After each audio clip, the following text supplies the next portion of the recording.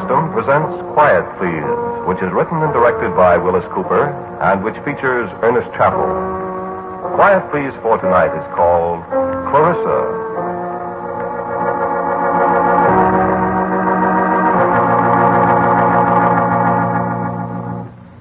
No. He was dead before the fire started. I've told you that a dozen times. No, I can't prove it, of course not. You'll just have to believe me. Take my word for it. I can't prove he was dead. You can't prove he wasn't. And anyway, what difference does it make?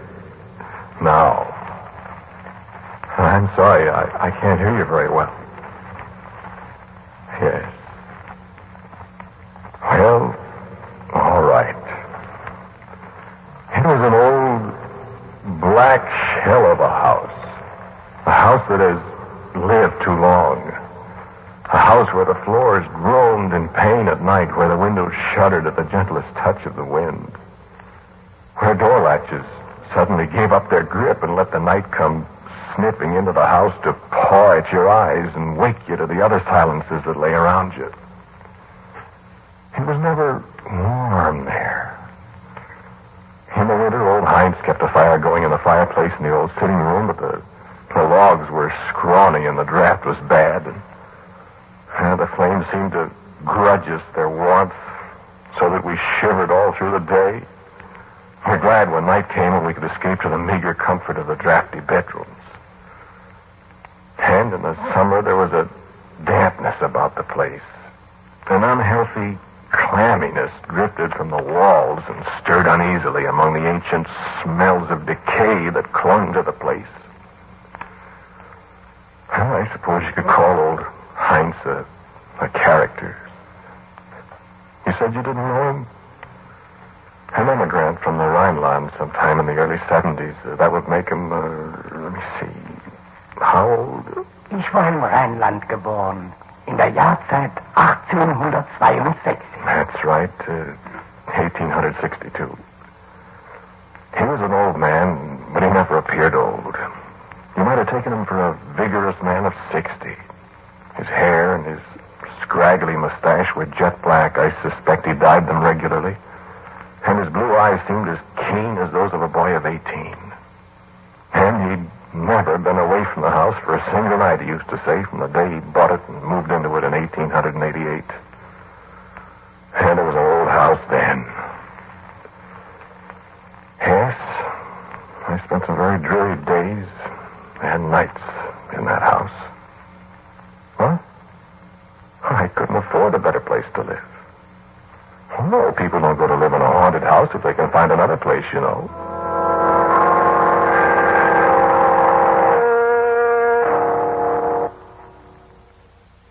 Oh, yes, of course, I'd heard it was haunted before I went there to live. Do you believe in haunted houses? No. Neither did I, of course. Well, I agree, it did look like a haunted house. I've told you about the sounds in the night. I've told you about some of the sounds in the night. Yes, of course, there were other sounds. Well, please, let me tell it my own way. Well, Clarissa, for instance. Clarissa in particular. Clarissa above everything else. I had lived there nearly a year. Heinz and I sat that first night alongside the fireplace. I remember he'd asked me to share a bottle of Ben Custer Doctor with him. We sat in front of the stingy little fire. And there was a kerosene lamp on the table, and Heinz in his old black coat with the sleeves that were too short. You like the wine then, Jesse? Yeah, very much.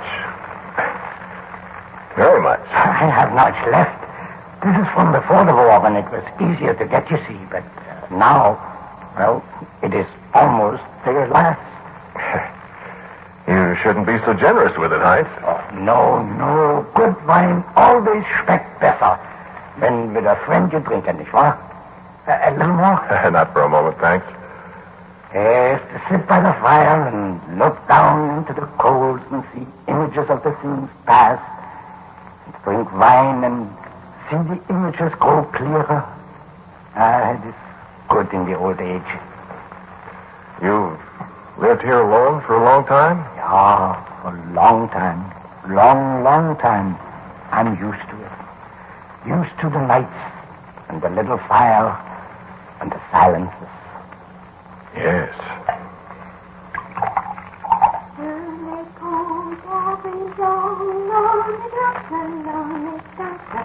It is cold for this time of the year. Listen. What's the loose? I thought I heard someone singing. So? Did you hear anything? It is Clarissa. What did you say? Clarissa, my daughter. Well, I didn't know you had a daughter, Heinz. Yes. Is there more wine? No, thanks. I haven't seen her around. No. Well, is she... Excuse me, Heinz. You will forgive me, Jesse. She's a child. I do not wish you to be bothered. Why, she wouldn't bother me, Heinz. I like children. There's enough left here in the bottle for one more for each of us, huh?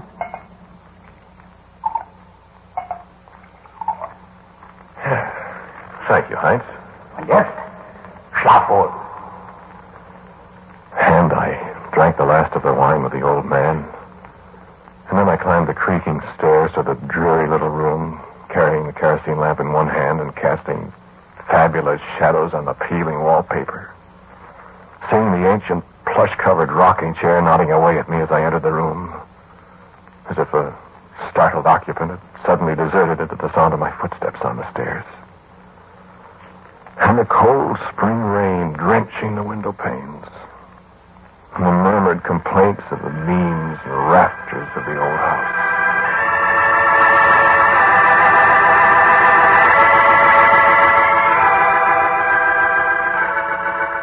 The pleasant, musty fumes of the wine I had drunk kept sleep away for a while when I'd blown out the lamp. The melody of that children's song flowed again across my mind as I lay there. My thoughts wandered to the lonely child that dwelt in the haunted house with the old man and the new-come student. I smiled to myself as I thought, now that settles the question of the house being haunted, doesn't it? People have heard the little girl singing to herself in the night. They've not known that a little girl lived here, too. And, yeah, that's the ghost. And I smiled again at superstitions. And another idle thought struck me. I wondered at the child's age. 10 or 12 years old by the sound of her voice. And somewhere in the back of my drowsy mind, I seem to remember that Heinz had told me Helena, his wife, had died... Well, was it the year of the San Francisco earthquake? Well, that would be 1906. That would be 42 years ago. And this was a child of 10 or 12. I must have been mistaken. I was getting sleepy. The wine, the rain, the dark.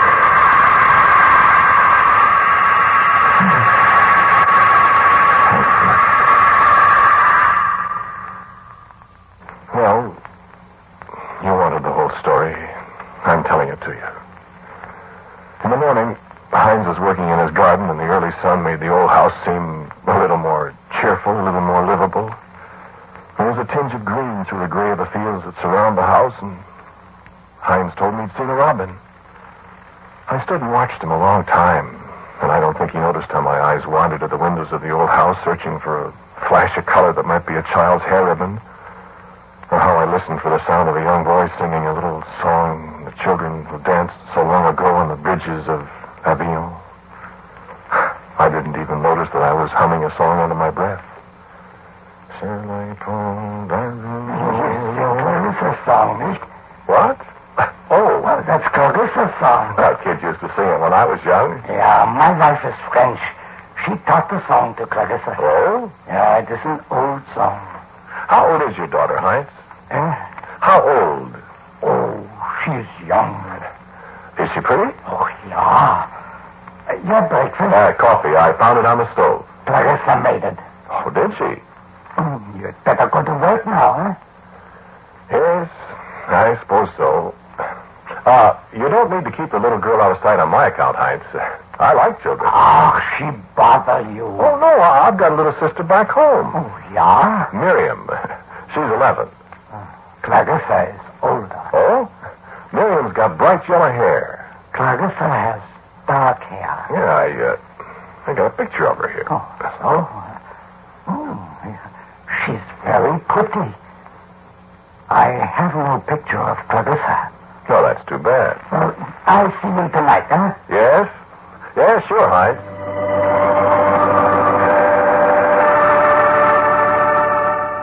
I should have let the thing drop then and there. If the old man felt that children should be kept away from adults, that was his privilege, of course. And although I was often lonely for other company than the old man, I was a dweller in his house, naturally subject to his wishes. My work? No, I never left the place. My book? Oh, I was writing a book. No, not very exciting. Mathematics. I have some theories. No, the book is gone.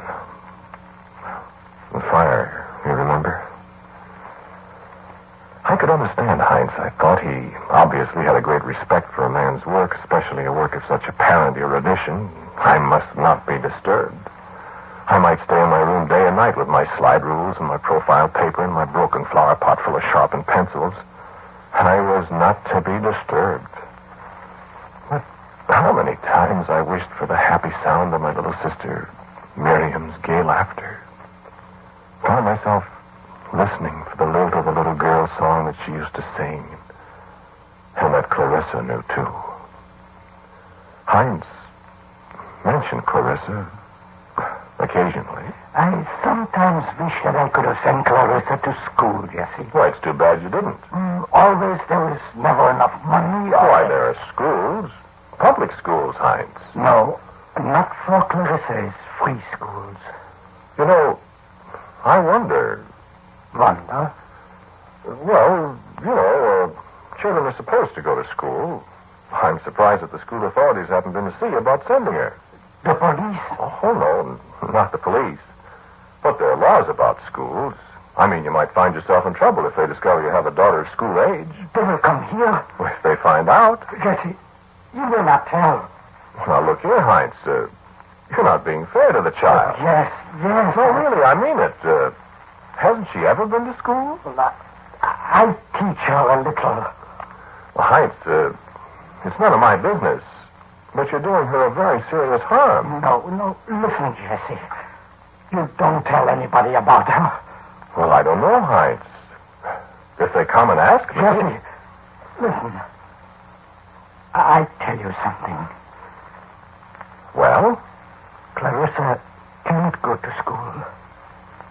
Well, why not? I told you it doesn't cost anything. It is not that. Well, then? She's not well. Oh, I'm sorry, Heinz. Look, would you like it if I gave her a little of my time and taught her some of the elementary... No, please, don't. Well, I'd be glad to. No. Well, have it your way, Heinz. I don't mean to intrude on your affairs, but after all, a child... I'm sorry, Jesse. I thank you, but no. All right. Forget it.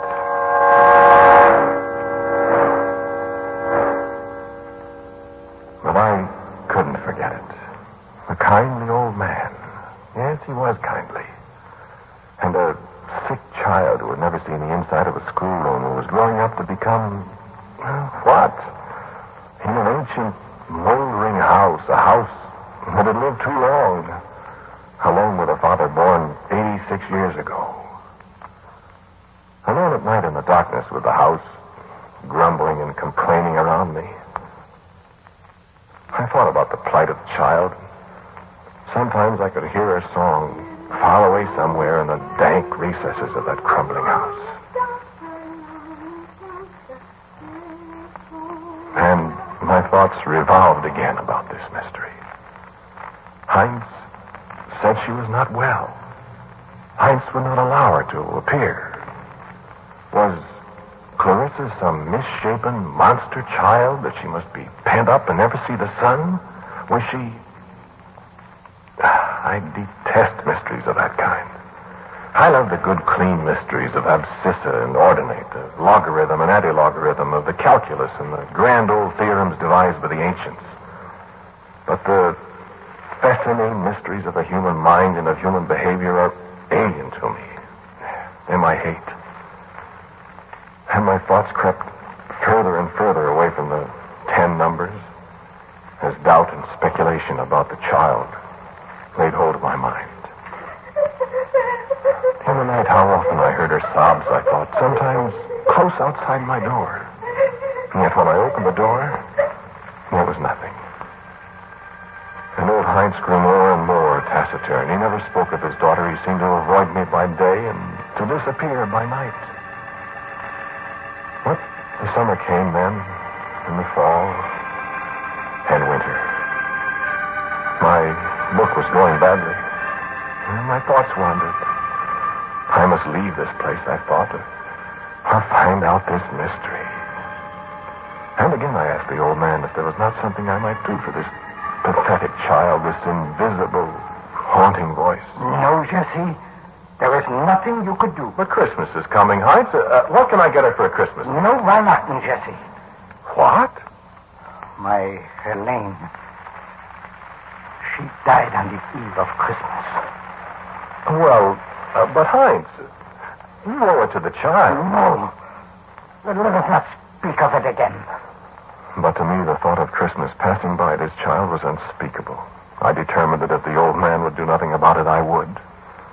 You know, I had little money. There was so little I could do. But I did come into the town here, and I found a toy for her. I found one I could afford. A little woolly lamb. A little woolly white lamb with black buttons for eyes and a blue silk ribbon about its neck and a gay little blue flower in its mouth. I hung a little card about its neck that said, Merry Christmas to Clarissa. And on Christmas Eve, Heinz and I shared the last bottle of Ben Kostler Doctor before the miserly little fire. And I gave him one of the handkerchiefs my little sister Miriam had sent me, and he gave me an old stone Krug with a heavy pewter top that he said came from Heidelberg. And we regretted that there was no creamy Pilsner Urquell to drink from it. Wished each other a happy Christmas. And then, in the night, I was awakened by a tiny sound. And I lay awake silently for a moment. And there was another sound. A hesitant little footstep. And a rustling at the dresser across the room from me. And I lay quietly and listened.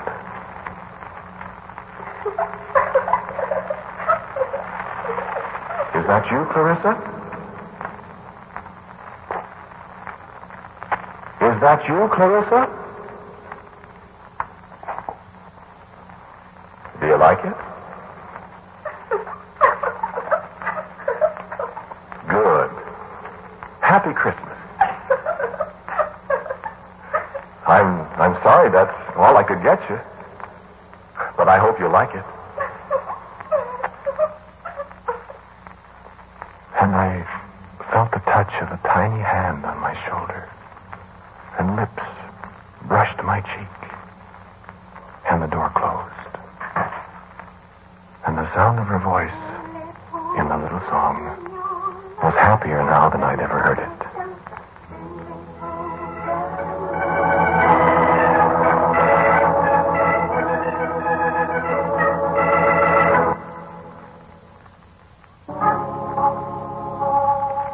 And so I knew at last that Clarissa was not a ghost, but a living person. And I felt more at peace with myself as I realized that this was what had been plucking at the corners of my mind. And I was happy now that I knew she really lived, that I was not living in the midst of fantasy. I had wondered what Heinz would say. He was perfectly natural about it. It was good of you, Jesse. Good? What? To find a gift for Clarissa. Oh, did you like it? Ah. Well, I'm glad. She asked me to say Dankeschön to you. Then I say, bitte schön. Ach, it is good. You're a kind person, Jesse.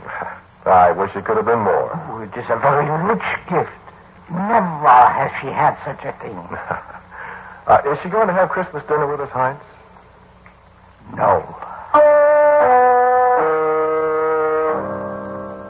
So, I had won a little victory in this conflict with the darkness. But I was to go no further. I asked Heinz about her. Heinz answered shortly. I suggested that a birthday gift might be in order if I only knew her birthday. I proposed writing to my own sister and begging her for outworn storybooks that Clarissa might read, even if she must stay aloof from the rest of the house. Heinz did not reply. Everything was as it had always been, so long as the name of Clarissa was not mentioned. But when it came in the late spring, when it was cold and windy again, and the raw snow pelted against the windows and the whole house shivered, I heard her crying again in the night. And there was a quality in her voice this time that brought me out of the bed and into the hall. I called in alarm. Clarissa! I stepped back into my room and lit the kerosene lamp. And as I stepped out again toward the hallway, Heinz confronted me. What's my hunting, Jesse? Why, can't you hear her, Heinz? Something's wrong. She's sick. No, go back by your room, Jesse. Oh, but Heinz... No, Peter, Jesse. Go back. Now, Heinz, listen to me. Something's awfully wrong with that child, and I will take care of her, Jesse. Please, Heinz. In your room. Now, see here, I take care of my own man, huh? Heinz.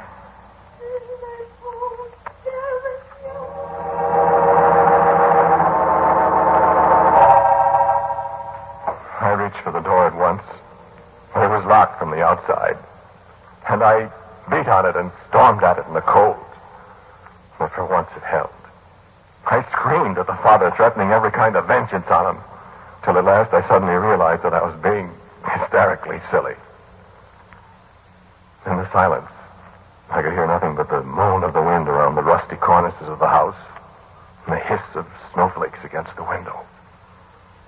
And I sat down, shaken, bitter at myself for giving way to such an outburst over a child's crying in the night. And at last I lay down again. And in the frosty silence of the early dawn, I fell asleep. And when I awoke hours later and found my door unlocked again, Heinz was not to be found. Not that day, nor the next. I tramped through the house, opening doors, calling him, calling Clarissa. There was not a sound to answer me. I found a little wood and made a miserable fire. I suppose I ate. I don't remember any too well. And at night I went to bed, to lie shivering for hours, straining my ears for a sound. The sound of a child's song. The sound of a father's footstep in the cold darkness. Then it was morning, nearly morning. Gray fingers of morning plucking at the frost-rimed windows. And I awoke to see Heinz standing beside my bed.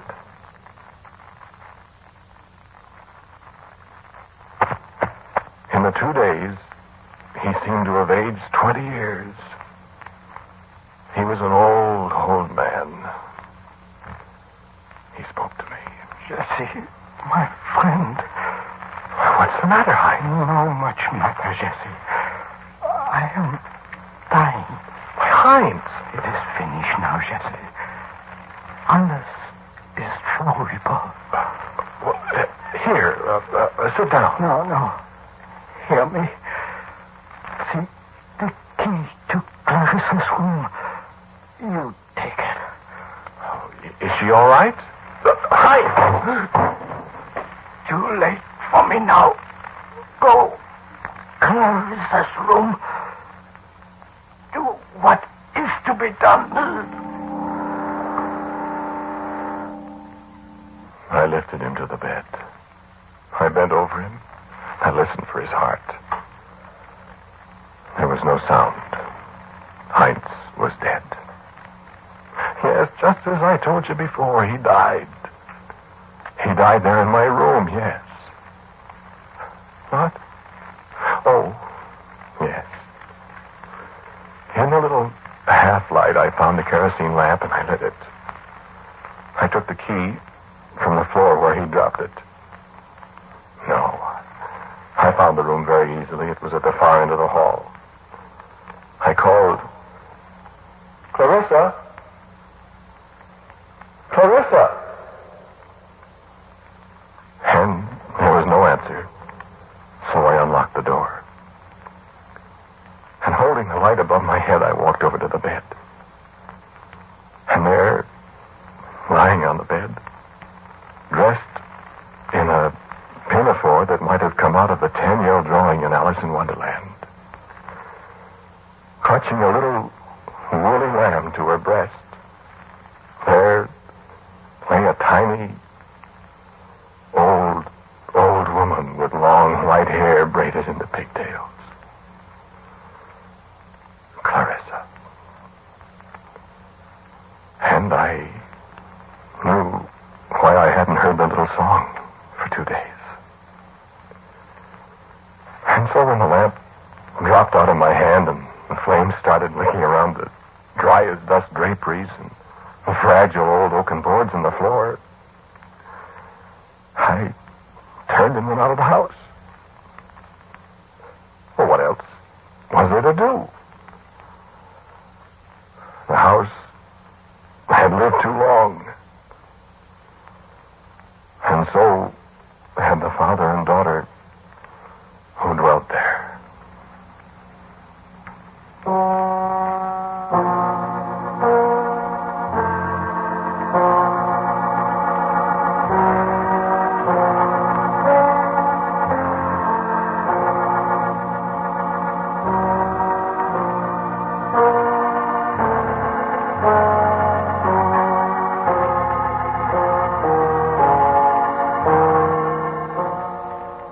Please for tonight was called Clarissa.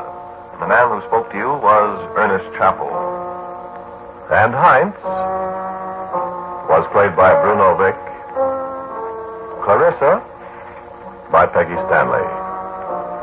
As usual, music for Quiet Please is by Albert Berman. Now a word from our writer-director, Willis Cooper. The characters in tonight's Quiet Please are neither living nor dead. They enjoy neither of these interesting conditions because they're solely the invention of my own imagination, intended to represent nobody at all.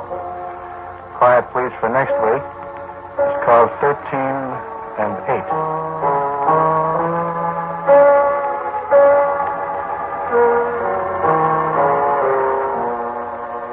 And so until next week at the same time, I am quietly yours, Ernest Chappell. Quiet Please comes to you from New York. This is the world's largest network serving